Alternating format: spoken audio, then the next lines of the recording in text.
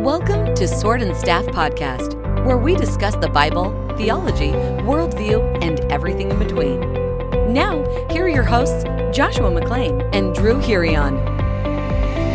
Hey everybody, welcome to today's episode. We are so excited to be talking to you and to our special guest today, Jay Kim, about his book, Analog Church, Why We Need Real People, Places, and Things in the Digital Age. And we're going to have him on here in just a few moments. But as always, I want to say hello and welcome to my co-host, Drew Hirion. Hello, folks. Good to see you all again, or good for you all to see me, I guess is maybe the we right cannot see you. That's the way it goes. Yeah. So if you're driving in your car, don't freak out. But it's all good. We are so excited to be able to join with you today and talk about this fun stuff here. So have there been any grand life adventures with you the last two episodes? You've been stung by wasps. You've had ridiculous sunburns. Anything today? It's been pretty mild here lately. Well, I mean, thank goodness. I've stepped on the occasional Lego, but that's just part and parcel of being a dad. Dad life, hashtag.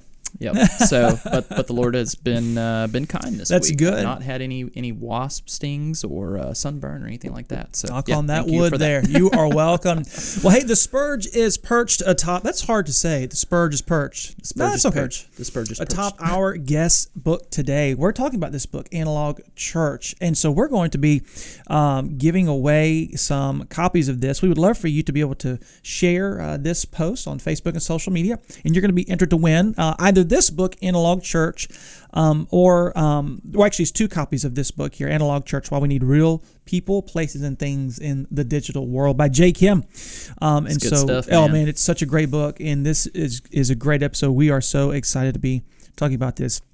Let me introduce Jay, and then we're going to jump in here. We're excited to be joined by Jay today. Jay is the pastor of teaching and leadership at Vintage Faith Church in Santa Cruz, California.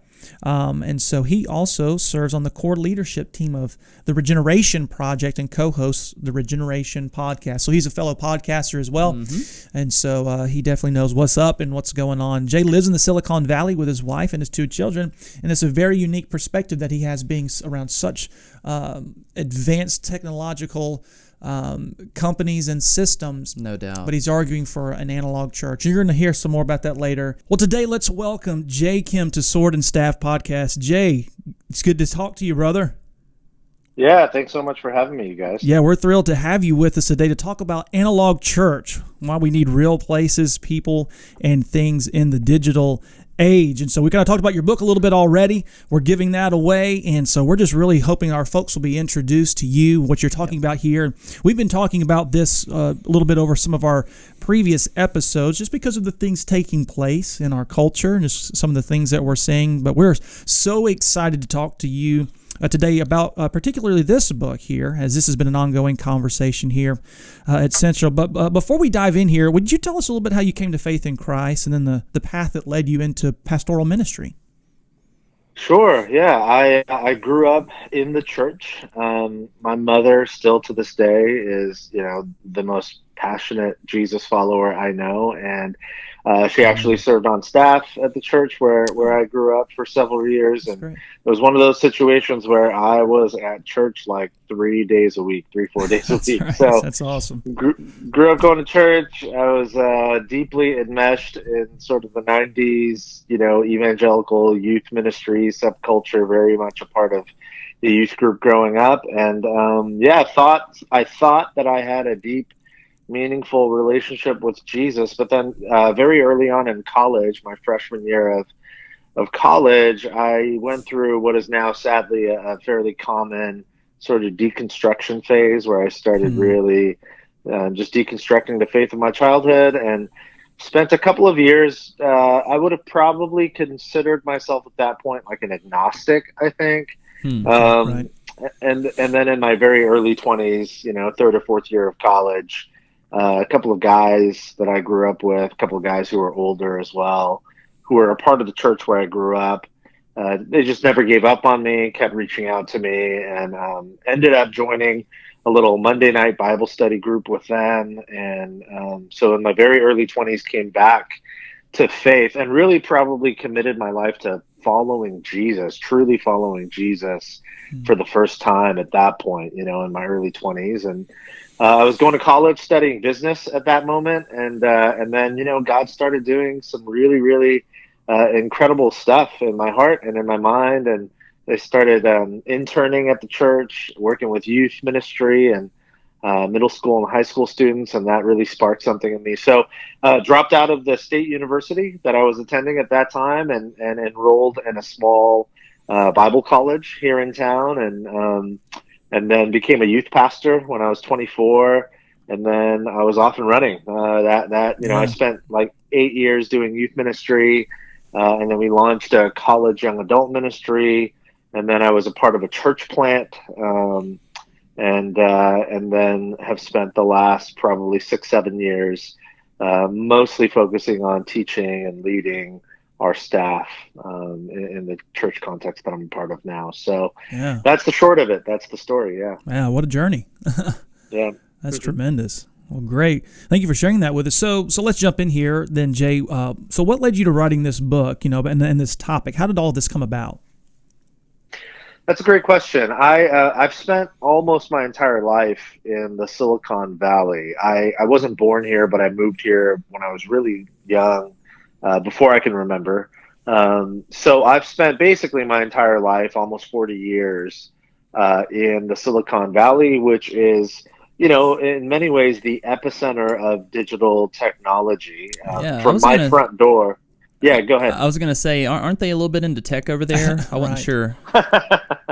Yeah, from my front door, I can drive to the main campus of Apple in about 15 minutes, the main campus of Google in about 20 minutes, and the main campus of Facebook in about 30 minutes. So it's all right here. And what that means is I'm surrounded by people, folks in our church, friends, family. I mean, completely surrounded by men and women who, their 9 to 5 is creating the stuff that all of us use all the time. And so I've had sort of, in some ways, sort of an inside look, a behind the curtain peek at the way people think about technology when they're actually creating the technology. And then 5 or 6 years ago, as I had been in local church ministry for over a decade at that point, I began to see not only our church, but churches all over the country and the world really begin to really, really lean heavily into anything and all things tech, like all the different sort of gadgets and gizmos and mediums that digital technologies were offering us. I saw so many churches, because of their desire to be relevant and to maximize reach, just kind of run headlong into all digital technologies. And so those two realities in my life intersected about 5 or 6 years ago. And I began to really, really sort of thoughtfully for the first time ask questions about how our use of digital technologies might actually be forming and unforming and reforming our ecclesiology, in other words, how we understand what it means to be the church. And so that began to raise some concerns for me. It began to open my eyes to some things that I hadn't seen or thought about earlier. And so I began to do more sort of focused reading and study and have conversations along those lines. And that turned into a book. So there you go.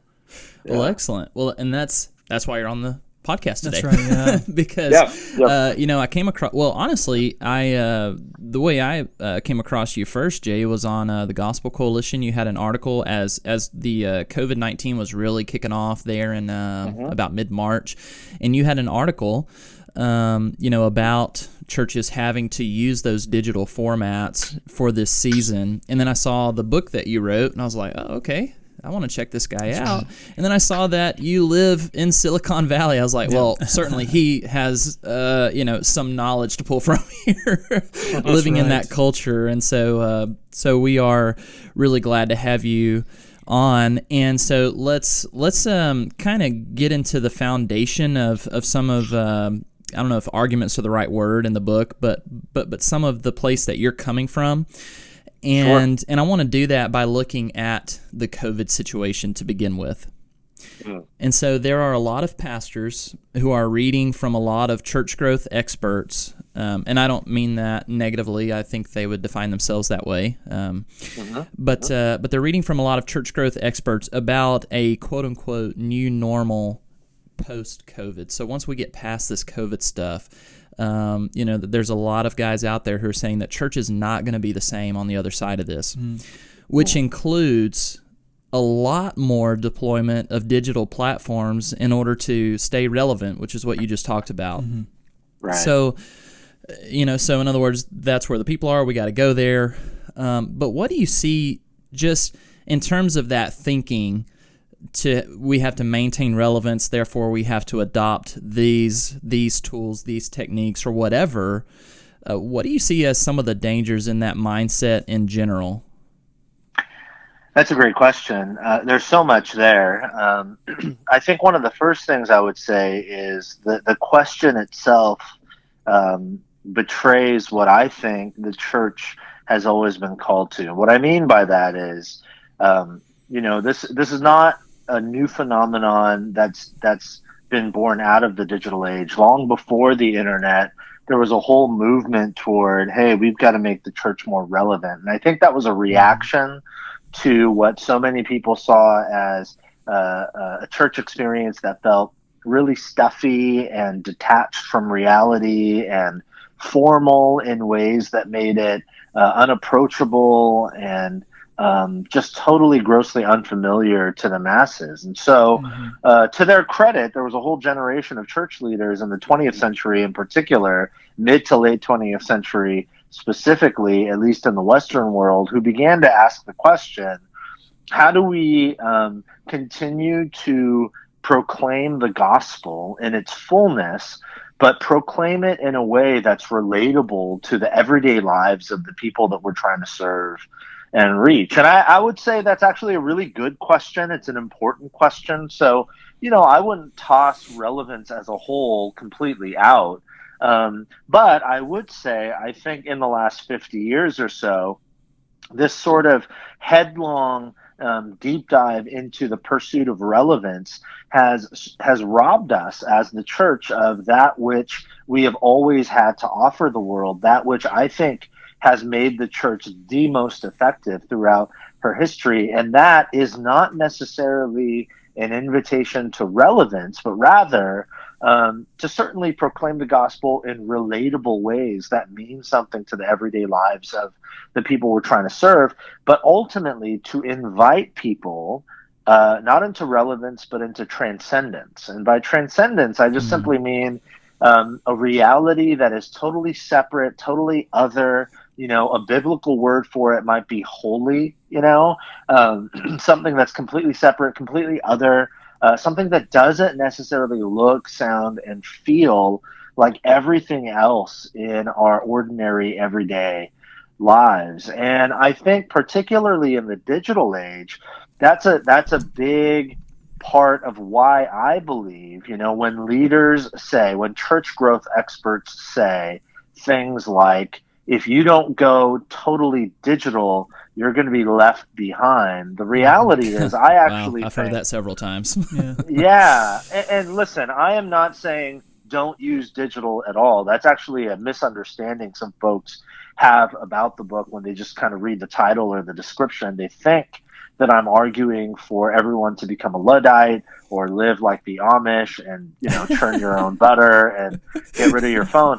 And, if you want to churn your own butter, that's awesome. But that's not what I'm saying. I'm actually deeply appreciative of digital technologies. However, I think the problem is when we think that digital means are the solution to the problem, to the missional problem of serving and reaching as many as we can, then we're gravely mistaken. Digital is not the solution. Digital is a means to an end, right? It is a tool that gets us to the solution. But I believe the solution is not to invite people into relevance, but rather to invite them into transcendence, into something that is totally different, totally set apart, totally other than the everyday experiences of their lives. And in many ways, in the digital age, when almost everybody is spending the majority of their waking hours in some sort of digital experience, whether it's social media or email or Zoom calls or whatever else, the most transcendent thing we can do, one of the most transcendent things we can do, is invite people into analog realities, to move beyond their digital walls and to show up in real time and in real space, to be shoulder to shoulder with folks, as difficult and uncomfortable and inefficient as that can be sometimes. I think that that's the work that the church needs to do if we are going to be missionally effective moving forward into the future. That's really good, because in the opening part of your book, you give an example of a young man that his job was creating digital environments.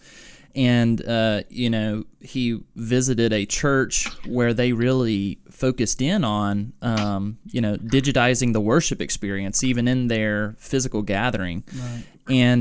And so, there was a lot of, I don't know if lasers, but lights and, all the different kind of things. But then he actually walked away from that and said that didn't feel like church. That was like what I normally do in my day job. And so what I hear you saying through that example and through what you just mentioned here is that actually churches have a key opportunity to be counter to the culture in a very beautiful and compelling way. Right. That's exactly right. Yeah. And that's, I do tell that story at the beginning of the book. And since then, I've heard several other stories. And even before then, I had heard so many stories. And, there could be an argument like, well, Jay, isn't that just anecdotal evidence? And on one hand, I would say, yeah, certainly that is anecdotal evidence. But I would also argue that all of the metrics for, hey, digital is having this incredible impact, that's actually incredibly anecdotal as well. So when people say, when people say, hey, we're streaming our service online and we've had triple the amount of attendance. That's right. Yeah. Well, that sounds really good in terms of the numbers, but it's incredibly anecdotal because for somebody to attend, I'm using air quotes here, for someone to attend your digital worship experience, it tells you not only very little, it actually tells you nothing about their actual engagement. That's right. Like you can just turn it on and then your kids are running around and so you're feeding them, cereal or something. So you're not, so on the other end for the church, it's like, look, we had 12,000 people watching, but it's like, really, how many of those folks were like deeply engaged in the experience? And the reality is, even if for those folks who are like really intently watching, I think we would all agree there is a visceral, physiological, psychological, and I would suggest spiritual difference between watching content on a screen versus showing up in a room and creatively, actively participating in the actual practice of worshiping God together as his people. I'm not saying that can't happen over digital. It certainly can, but I would suggest it doesn't happen in nearly the same sort of involved, participatory way as it does when we show up together. That's so good. So rich. Yeah. Okay, now, one of the major pushbacks that I hear commonly on what you're saying, and you've already addressed this in part, but maybe if you could tease this out a little bit more.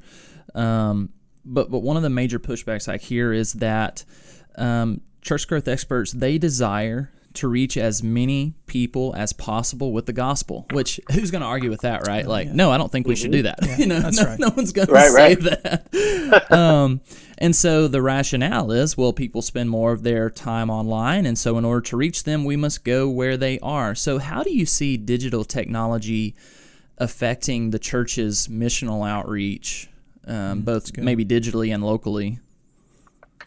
I think in some ways that is one of the all-important questions when we consider how we leverage digital and the role of digital in the life of the church. I would agree that in some ways digital technologies are an incredible tool to reach people with the gospel. However, we have to begin asking the question, well, what do we mean by the gospel? And what is, more importantly, what is the invitation of the gospel? So I would say this. I think if by reaching people with the gospel if what we mean is get them the necessary information for them to make a decision to follow Jesus with their whole lives, then certainly digital technologies are a helpful tool, because digital technologies are incredibly efficient and really, really effective in terms of allowing us to share information with the masses. And so if the gospel is only the exchange of information, hey, listen, here's the story, here's the good news. Jesus, the Son of God, came, lived, died, came back to life in resurrection. And if you receive him as Lord and Savior of your life, then everything changes and your eternity is secure both now and forevermore. If that's the end, the bottom line of the gospel, then great. Digital is a great tool. The way I describe it in the book is digital is a fantastic front door, right? That initial exchange of information. However, we have to ask the question, well, what is the invitation of the gospel? And my best reading of the scriptures is that the invitation of the gospel is not simply to make a decision. If it were, then digital is fantastic. That's right. But I believe the invitation of the gospel is to make the decision for sure, and then to live every single day for the rest of your earthly life being formed and shaped and remade and recreated into the image of the risen Christ based on the decision you made. And that entire process, the Christian lingo for it is discipleship, right? Following Jesus as a student, an apprentice, a learner, that entire process just is not effectively done digitally. It's a participatory action that demands that we live with people. One of the arguments I've heard back is, well, Jay, think about how digital technology has gotten the gospel to parts of the world where Christians are persecuted. And it's first it was radio, and now because of digital, these people who otherwise would never have heard the gospel now have the gospel. So it's brutally effective, right? That's totally true. I completely agree. But also, consider what happens in those parts of the world, right? People hear the gospel because of digital means, and then something in them compels them in most parts of the world where the church is persecuted, and they continue to risk literally life and limb to gather in underground churches, knowing that if they're found out, they're going to be arrested, maybe even put to death, right, in certain parts of the world. And yet still Christians continue to gather in real time and in real space, shoulder to shoulder with one another, because viscerally, deep in their body and bones, they recognize that they can't do this alone, and the digital connections they have are not enough. It's falling short. And so for me, I think for those reasons and so many others, it's so crucially important that we appreciate digital technology for what it can do, but continue to lean into the fact that what digital does is a great initiation, but it isn't the end.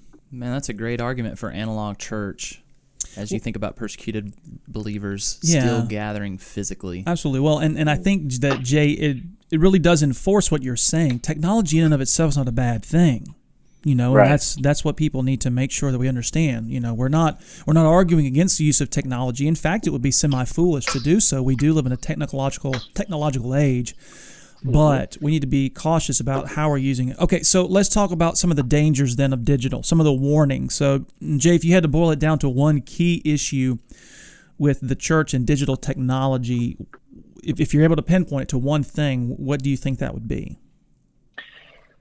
I think that digital technologies, by their very nature, when you're watching something on a screen, the entire experience is designed to, even on a neurological level, subtly and dangerously tell you that your experience is primarily about the consumption of content. So even for us now in the midst of COVID-19, as we're still sheltering in place in so many parts of the country, and we're just streaming services online, I viscerally feel it as I watch my church service, on our TV screen every Sunday with my family. It just comes across as content to consume. It's so easy and so comfortable and preferable in so many ways when I'm watching a screen to passively lean back and just consume the content that's coming my way. Now, I'm not saying that that's not true even when you physically show up to a church building. It certainly is. I think, worship leaders can attest to this, the sort of frustration they feel when they stand up on a Sunday and they're leading the music and they just see so many people in the congregation sort of hands in pockets just watching, so being analog doesn't fix the problem. However, digital is by its nature designed to make us think about what we're watching as content to consume. But the invitation to the life of following Jesus and the life of the church is not an invitation to consume. There's no example of that in the scriptures, not one, right? The invitation of the Christian church is always to participate, right? As Paul puts it in his letter to the Romans, to offer our entire bodies as a living sacrifice to the Lord. And that's bodies plural, all of us together, all of our bodies given to Jesus, sacrificed to the Lord. And then he says, that is your worship. That's true and proper worship. It's participatory. And it's not just participatory on an intellectual or emotional level. It's the entirety of our entire bodies being involved and actively participating in the life of worship together. And I just think that invitation is exponentially more effective when we show up with our actual bodies to an actual place. And so if there's one, there's so many, but if there's one key issue I would highlight, it's that digital technologies are by their nature designed to make you believe that your church experience is about consuming content, but that's not at all the invitation. The invitation is to creatively participate together in the worshiping life of the church. Well, as our worship pastor, I definitely resonate with that. And let's just be honest. When I'm sitting on the couch with my wife, she doesn't want to hear me singing.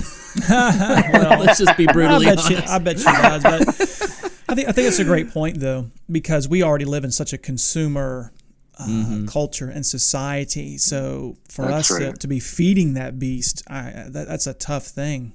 How do we? Because in a lot of ways, we're trying to drive people away from a consumer mentality in our corporate worship time, or just in church life in general, not just in that gathered worship time. So to see that actually feeding that is a tough thing. So, but Jay, toward the end of your book, you also go into how digital technology has impacted our way of actually reading the Bible.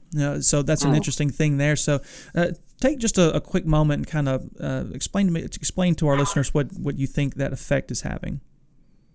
Sure. Yeah, I think the point I'm trying to make in that section of the book is that the digital technologies that we so readily consume, in particular social media, they are mediums that are sort of quick hit, attention grabbing. The modern term would be clickbait. That's the sort of ethos of social media in particular. And the problem is, and there's a lot of neurological research that's showing this in recent years, when we consume content that way consistently. So when we continue every day to scroll through our social media feeds, whether it's Twitter or Facebook or Instagram or, Snapchat or TikTok for younger generations, whatever it might be, it actually neurologically rewires our brains to constantly want to consume content that way. And that way means in short, bite-sized, 280 characters or less snippets. The problem there is that the Bible is not written that way. The Bible is a library of 66 ancient books written in ancient languages, in ancient cultures that are so unfamiliar to us, that have been beautifully translated into English, but there's still so much nuanced work we have to do to engage. And every book of the Bible, including books like the Psalms and the Proverbs, even ones where there are shorter chapters, the reality is every book of the Bible is written in a way where the intention of the writer is for us as the reader, as the audience, to engage in a slow and steady, patient, sort of long format reading experience. That's the way it's written. So you can imagine, if you're reading, I don't know, like a Shakespearean play, what would your experience be like if you chose to read that Shakespearean play 2 lines at a time? You wake up in the morning, you read 2 lines of Romeo and Juliet, and then you close the book. And a couple days later, you come back and then read 2 more lines, and then you close the book. Your experience would be this, that you are still getting the content, and it's better than nothing for sure. But you are going to miss the beauty of the entire unfolding story. Mm-hmm. And so in the digital age, I am not against having a life verse or waking up with your favorite cup of coffee and just reading a handful of verses to inspire and encourage you for the day. That's something that I practice, regularly, and it's a helpful tool. But that has to be a supplemental approach to the scriptures. The primary approach, we have to carve out time and space in our lives, whether it's weekly or daily or whatever, to sit down for extended periods of time and read the scriptures the way they were meant to be read, chapters and chapters at a time. And that's going to be different for everybody. For my wife and I, we have 2 young children, so that can be challenging. It's not something that I can do like multiple times a day. But every morning before they wake up, I do try as best as I can, and I'm able to on most mornings, to make my favorite cup of coffee and sit down for 45 minutes to an hour and read extended sections of scripture. And I'm telling you, for those who practice this on a regular basis, they would tell you as well, it's formative in ways that reading the Bible in just short snippets is not. So that's some of the point I'm trying to make in that section of the book. That's actually one of my concerns with digital Bible listening. I think it can be a tool. I think it's a benefit. People listening in their car, things like that. There are a lot of, worse things to be listening to. So be able to put that on. I know that there's a popular app, Joel, and I actually have that app. I know that personally, I find myself, I sometimes become distracted. And I'm not necessarily pondering what I'm listening to, as opposed to when I sit down with my copy of the Word and I'm intentionally focused on reading that and then soaking that in that way. I think my concern is going to see that people are substituting that sitting down time with a manuscript. They're going to be substituting more for I listen on my way to work to the Bible, which I'm not saying is a bad thing. I think it's a bad thing to be the substitute. I'd really love to do a rabbit trail into how we read the Bible. That could be another different episode. formats. Yeah, that could be another episode. But I will. Don't chase the rabbit. Practice very good pastoral restraint. Let the rabbit run. And the rabbit will. Let the rabbit run away. Will live. That's right. Okay, so we have already mentioned this at the beginning of the show, but I want to kind of circle back to it for a moment. And that is, Jay, you know this, I know this, we all know this. Pastors everywhere are anxiously wondering what is going to be the new normal on the other side of COVID. And many voices have spoken quite boldly about what they think. One in particular that really stood out to me actually said that churches post-COVID will become primarily digital entities which happen to have a physical presence rather than physical entities that happen to have a digital presence. In other words, he's arguing that churches will be more like, in his words, Amazon when we get to the other side of this thing. Now, after having read your book and after having talked to you, I am reasonably confident that you would graciously push back against that notion. And so what would your pushback be?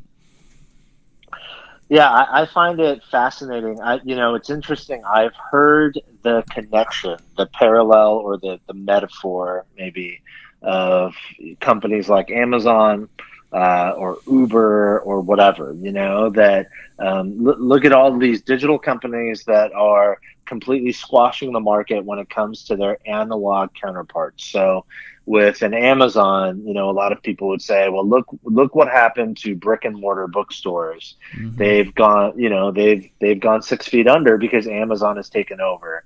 And often the parallel is, the connection is made. Well, churches have to do the same. Analog churches meeting in a building, that's going to go away. That's going to, completely, it's just going to go under. Well, the truth is, that's again, it feels pretty clickbaity to me. That's an interesting thing to say.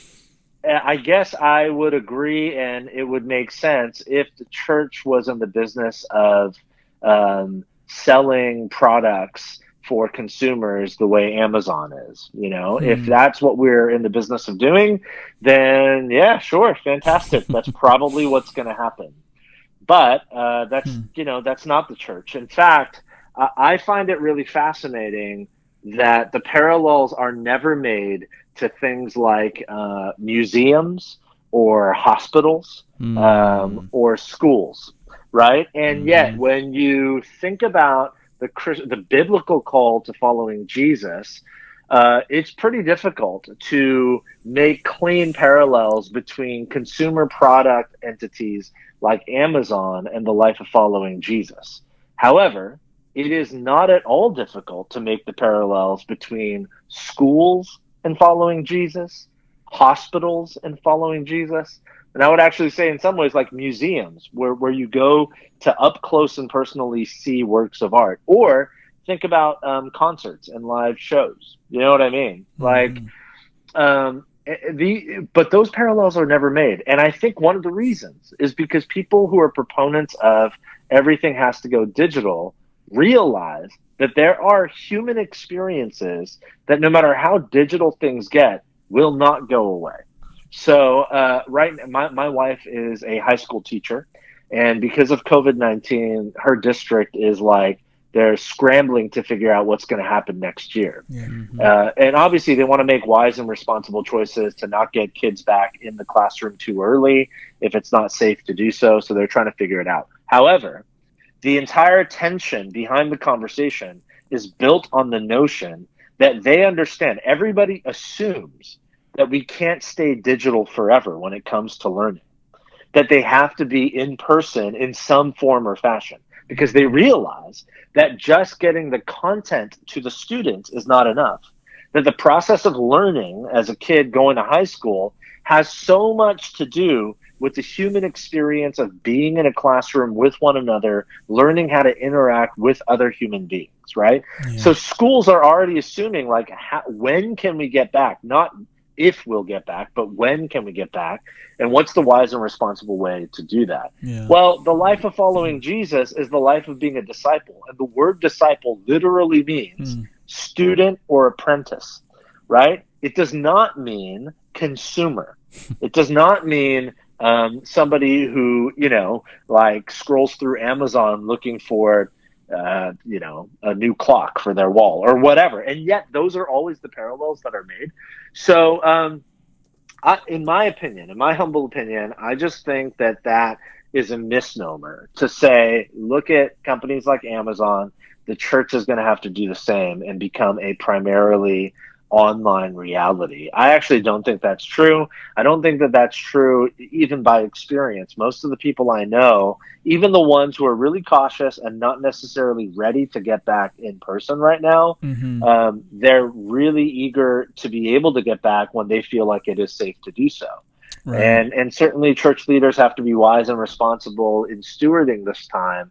But I actually think, there's a lot being written right now about digital fatigue and Zoom fatigue.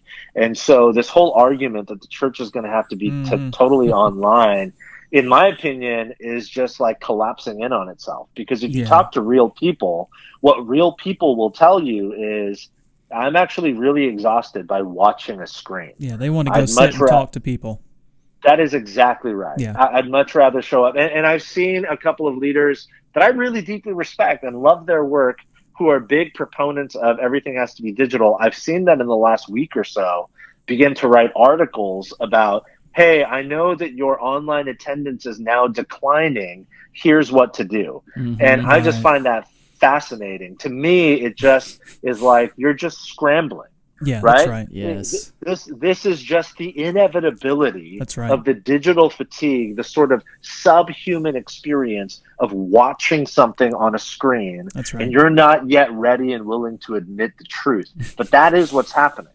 Right? You can tell church leaders all you want, hey, here's what to do to solve that problem. It's not going to solve the problem. The solution is to show up. Yeah. I like that phrase that you use, that terminology, digital fatigue. I mean, and we're even seeing that as well here, and we don't have a massive online presence. It's definitely more than what it was pre-COVID. We've ramped some of that up there just because of having that ability. But we've even seen, and I won't even say attendance. I don't even like using the word attendance for our online stuff, but our online viewing has declined, and I think, it's kind of like, I do.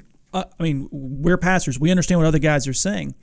They feel that, oh no, we're losing people. Whereas, what did you really have? People watch you for 2 minutes and then they change, and so it can just be overbearing. Crazy. So Jay, as we wrap this up here, what encouragement would you give to the pastor, to the church leader who's listening that feels so weighed down by this constant striving for technological relevance? Whether it be digital or otherwise, what would you say to that person? Yeah, I think my encouragement would be to right now. It's so crucially important that you serve and lead as a patient, non-anxious presence. There's so much that we're reading and seeing that's saying all sorts of things, and myself included. Like that's one of my. I'm a little bit wary sometimes. I don't want to speak too strongly because I know that for so many church leaders right now, they're just living in this incredibly difficult tension where it's like on one hand, they're hearing a bunch of voices say, if you don't go more digital, you're going to lose everything. And then on the other hand, they're hearing people like me say, no, those people are wrong. Don't, certainly leverage digital, but digital is not the answer. Make sure you're still, And I think for me, the most important thing I could say is just make sure, have the long view. Don't forget the rich, unfolding history of the Christian church. Yeah. We've been in COVID-19, at least here in the States, for 3 or 4 months, right? But in sheltering in place for 3 months or so. Remember, the Christian church has withstood the test of time for 2 millennia, right? Like we're talking, we're asking the question, is this going to completely destroy everything and we're going to lose it all and have to rethink everything? We're saying that based on 3 months of a really difficult experience. Just make sure you do not forget that Christ has loved his bride and served and reached the world through the local church for 2,000 years. Yeah. And we're a part of that history. And here's the deal. The church has been through pandemics before. That's right. The church, the church has been through major advancements in technology before, right? The printing press and television and radio. I mean, just so many things that we have already gone through before, and the church continues to stand, right? So that's what I would encourage you with. Don't fret. Don't oversolve the problem. Be steady, be patient, be wise, and be a non-anxious presence for your people. I think that's the best work we can do right now. I love that. That's such a great word, Jay, and that's a good leadership. Very fitting way to bring that portion of the episode to a close. Now we switch gears. We deal with some pretty heavy topics here on Sword and Staff. Wouldn't you agree there, Joshua? Oh yeah, man, absolutely. And so the final segment is where we bring a little bit of levity, and we call it the lightning round of fun. Okay. Jay, this is where we're going to ask you a series of questions. You do have the right to plead the fifth. No one has done that yet, so you don't want to be the first guy who does, so I don't recommend it. But are you ready? I'm as ready as I'll ever be, I think. That is the perfect answer. Question 1 down. I'm just kidding. Okay, here's a question that we've never asked any other guest, and it's kind of a wild one, so I'm really curious to hear your response.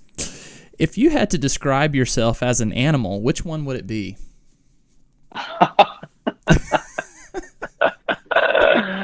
Oh man. Just so the listeners know, I am not prepared for these. I did not receive. That's right. these Yes, questions that's Yeah, right. in That's advance. we don't. If I had to describe myself as an animal, what would I be? Holy cow, man.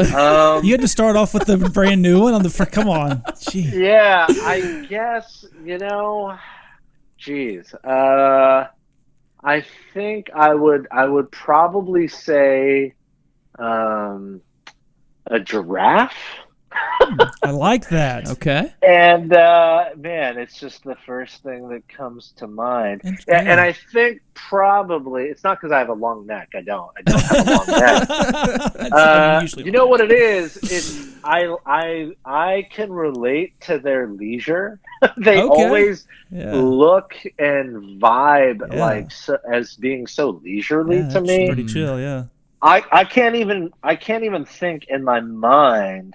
Like it's hard for me to imagine a giraffe running. I'm sure that they do, but it's hard for me to imagine that. But they're also never laying down.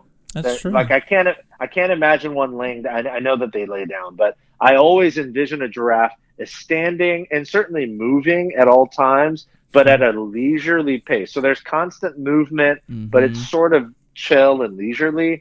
And I think that's my life. Okay. Like I'm constantly moving, but rarely with like real urgency.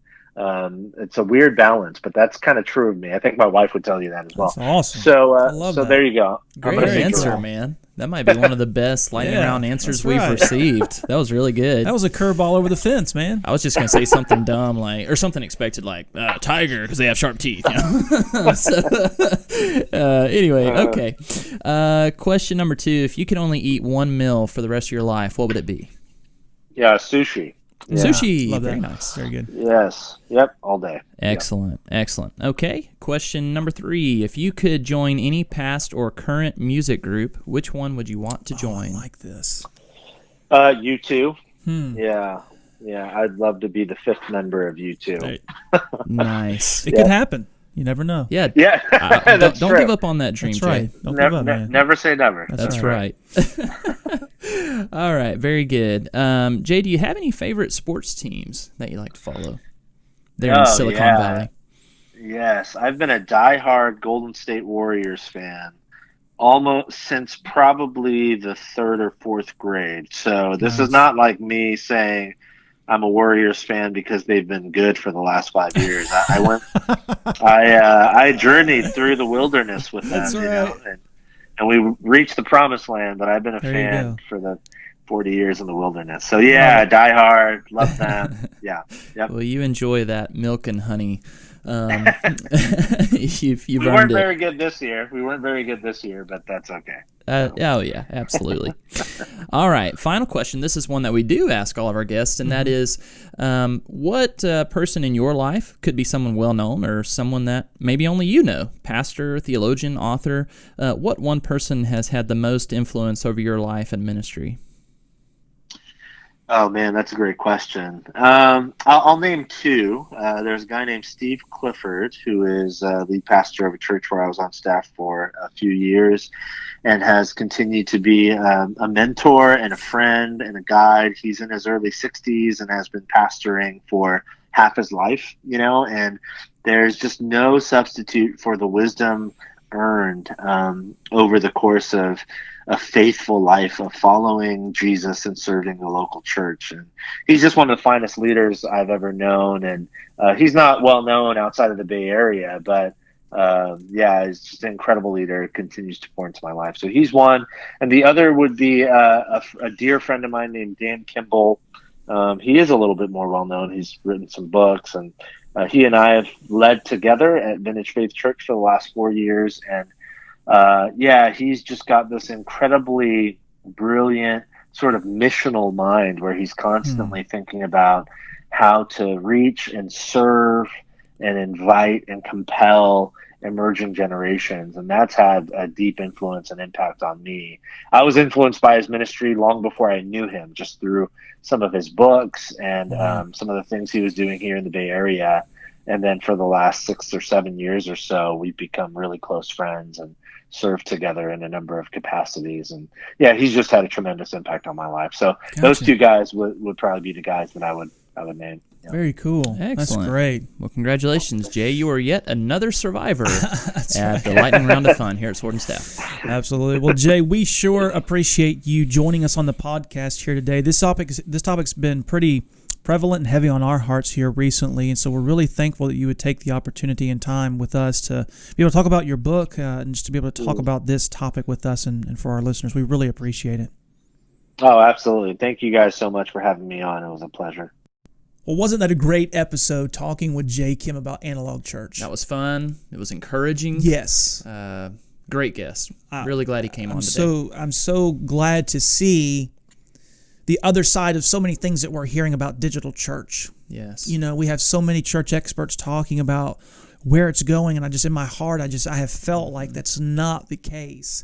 Yeah. So how it all is going to, flesh out, I think we'll see. Mm-hmm. But I'm so encouraged to see another brother, and I know that there are many others as well, who are really arguing or really fighting to protect that way of church life that's meant, since early church time, that come and follow, that life in that community. Yes. Well, and like you said at the beginning of the show, to hear from a brother who is particularly in the context of Silicon Valley. Exactly. It's huge. So that's a big deal. I think that is a big deal. That's a very, very big deal. And so, but thank you for listening with us today and joining us. If you haven't already, be sure to share on social media so that you can be entered to win one of 2 copies of Jay's book, Analog Church. And then also a reminder that next week we're going to be live. Sword and Staff Podcast is going to be live. Let me say it one more time. We're going to be live.